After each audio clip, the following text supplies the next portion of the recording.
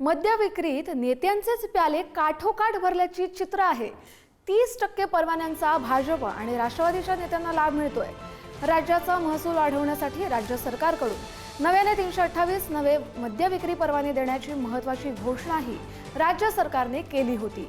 मात्र हे नवे मद्य परवान्यांचा लाभ भाजपसह राष्ट्रवादी, अजित पवार गट आणि शरद पवार गटानेच घेतल्याचं आता समोर आलंय।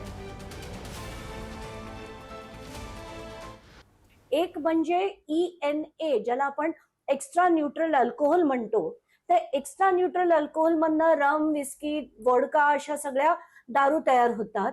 मग यांनी विदेशी कंपन्यांबरोबर टायअप्स केले आणि इथे भारतात या विदेशी दारू बनवण्याच्या फॅक्टऱ्या स्थापन केल्या।